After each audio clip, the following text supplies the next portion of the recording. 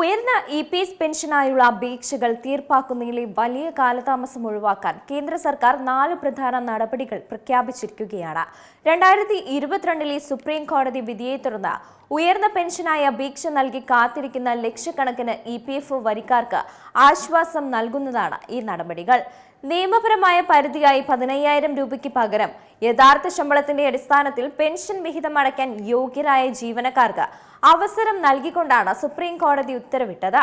എന്നാൽ തൊഴിലുടമകളുടെ പരിശോധനകളിലെ താമസം, രേഖകളിലെ പൊരുത്തക്കേടുകൾ, PF ഓഫീസുകളിലെ നടപടിക്രമങ്ങളിലെ കാലതാമസം എന്നിവ കാരണം ലക്ഷക്കണക്കിന് അപേക്ഷകളാണ് കെട്ടിക്കിടക്കുന്നത്. സർക്കാർ പ്രഖ്യാപിച്ച 4 നടപടികൾ ഇവയൊക്കെയാണ്. ഒന്നാമത്തത് ഉയർന്ന പെൻഷൻ അപേക്ഷകൾക്കായി ഓൺലൈൻ സൗകര്യം ഏർപ്പെടുത്തിയെന്നതാണ്. ജോയിന്റ് ഓപ്ഷനുകളുടെ വാലിഡേഷനായി യോഗ്യരായ ജീവനക്കാർക്കും പെൻഷൻകാർക്കും അപേക്ഷകൾ സമർപ്പിക്കാൻ EPFO ഒരു ഓൺലൈൻ സൗകര്യം ഏർപ്പെടുത്തിയിരിക്കുകയാണ്. സുപ്രീം കോടതിയുടെ നിർദ്ദേശങ്ങൾ നടപ്പിലാക്കുന്നതിനും ഉയർന്ന പെൻഷൻ ഓപ്ഷൻ തിരഞ്ഞെടുക്കുന്ന പ്രക്രിയ ലളിതമാക്കുന്നതിനുമാണ് ഈ സൗകര്യം ഒരുക്കിയത്. എന്നാൽ അപേക്ഷ സമർപ്പിച്ചതുകൊണ്ട് മാത്രം ഉയർന്ന പെൻഷൻ അംഗീകരിക്കപ്പെട്ടു എന്ന് അർത്ഥമാക്കുന്നില്ല. പക്ഷേ അപേക്ഷ പരിശോധിച്ച് അപേക്ഷകന് യോഗ്യതാ മാനദണ്ഡങ്ങൾ ഉണ്ടെന്ന് EPFO ഉറപ്പുവരുത്തേണ്ടതുണ്ട്. രണ്ടാമത്തേത് അപേക്ഷകരുടെ സൂക്ഷ്മ പരിശോധനയാണ്. ഉയർന്ന വേതനത്തിലുള്ള പെൻഷൻ സംബന്ധിച്ച വ്യവസ്ഥകൾ പാലിച്ചുകൊണ്ടാണ് EPFO അപേക്ഷകൾ പരിശോധിക്കുന്നത്. ഇതിൽ ശമ്പളം, വിഹിതമടച്ചതിന്റെ വിവരങ്ങൾ എന്നിവ പരിശോധിക്കുന്നതും തൊഴിലുടമയിൽ നിന്ന് വിവരങ്ങളോ വ്യക്തതയോ തേടുന്നതും ഉൾപ്പെടുന്നതാണ്.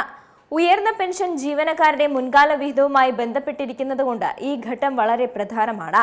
EPFO തീരുമാനമെടുക്കുന്നതിന് മുമ്പ് ഏതെങ്കിലും തരത്തിലുള്ള പൊരുത്തക്കേടുകളോ അപൂർണമായ വിവരങ്ങളോ ഉണ്ടെങ്കിൽ കൂടുതൽ പരിശോധനകൾ ആവശ്യമായി വന്നേക്കും. യോഗ്യതയും പെൻഷനും അന്തിമമാകുന്നതിന് മുമ്പ് തൊഴിലുടമകളിൽ നിന്നുള്ള വേതന വിഹിത വിവരങ്ങൾ ആവശ്യമായി വന്നേക്കാമെന്നാണ് EPFOയുടെ മാർഗനിർദ്ദേശങ്ങൾ വ്യക്തമാക്കുന്നത്.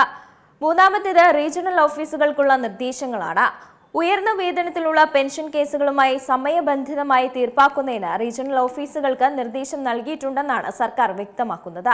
ഇതോടെ ബാക്കി വന്ന അപേക്ഷകൾ തീർപ്പാക്കാനുള്ള ഉത്തരവാദിത്തം EPFO ആസ്ഥാനത്ത് മാത്രമല്ല, പരിശോധനകളും പ്രോസസ്സിംഗും നടക്കുന്ന ഫീൽഡ് ഓഫീസുകൾക്കും കൂടിയാണ്. ഉയർന്ന പെൻഷൻ കേസുകൾ കൈകാര്യം ചെയ്യുന്നതിനായി EPFO മുമ്പ് അധിക ജീവനക്കാരെ നിയമിക്കുകയും നിലവിലുണ്ടായിരുന്ന ജീവനക്കാരെ പുനർവിന്യസിക്കുകയും ചെയ്തിരുന്നു.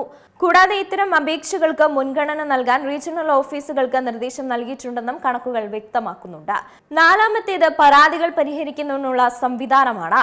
അപേക്ഷകൾ ഉന്നയിക്കുന്ന സംശയങ്ങളും പരാതികളും വേഗത്തിൽ പരിഹരിക്കുന്നുണ്ടെന്ന് ഉറപ്പാക്കാൻ EPFOയുടെ പരാതി പരിഹാര പോർട്ടൽ വഴി ഉയർന്ന പെൻഷൻ സംബന്ധിച്ച പരാതികൾ കൃത്യമായി നിരീക്ഷിക്കുകയും വേഗത്തിൽ പരിഹരിക്കുകയും ചെയ്യുന്നുണ്ട്. PF അംഗങ്ങൾ ചെയ്യേണ്ട കാര്യങ്ങൾ അപേക്ഷകൾ വേഗത്തിൽ തീർപ്പാക്കാനും പരാതികൾ പരിഹരിക്കുന്നതിനും അംഗങ്ങൾ ചെയ്യേണ്ട കാര്യങ്ങളാണ് നോക്കുന്നത്. പോർട്ടൽ വഴി അപേക്ഷയുടെ നില പരിശോധിച്ച് PF അംഗങ്ങൾ തങ്ങളുടെ UAN ഉപയോഗിച്ച് EPFO മെമ്പർ പോർട്ടലിൽ ലോഗിൻ ചെയ്യണം. തുടർന്ന് സർവീസ് വിഭാഗത്തിൽ തങ്ങളുടെ അപേക്ഷയുടെ നിലവിലെ സ്ഥിതി എന്താണെന്ന് പരിശോധിക്കാം. പരാതി രജിസ്റ്റർ ചെയ്യണം. അപേക്ഷ സമർപ്പിച്ച് 90 ദിവസം കഴിഞ്ഞിട്ടും യാതൊരു അപ്ഡേറ്റും ലഭിച്ചിട്ടില്ലെങ്കിൽ EPFOയുടെ പോർട്ടൽ വഴി പരാതി നൽകാം. അല്ലെങ്കിൽ ഹെൽപ്പ് ലൈൻ നമ്പറിൽ വിളിച്ച് പരാതിയുടെ റഫറൻസ് നമ്പർ കൈപ്പറ്റണം. മൂന്നാമത്തേത് തൊഴിലുടമയുമായി ബന്ധപ്പെട്ടുള്ള കാര്യമാണ്. തൊഴിലുടമകൾ കൃത്യസമയത്ത് നടപടി എടുക്കാത്തതാണ് അപേക്ഷകൾ വൈകുന്നതിനുള്ള പ്രധാന കാരണം.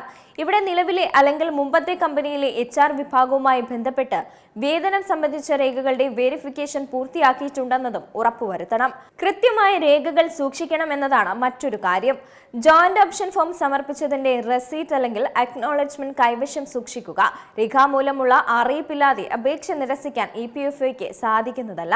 ഈ പറഞ്ഞ കാര്യങ്ങളൊക്കെ ശ്രദ്ധിക്കേണ്ടതുണ്ട്. ഏറ്റവും പുതിയ വാർത്തകളും വിശേഷങ്ങളും വിരൽത്തുമ്പിലറിയാൻ സീ മലയാളം ന്യൂസ് എല്ലാ ഡിജിറ്റൽ പ്ലാറ്റ്ഫോമുകളിലും ലഭ്യം.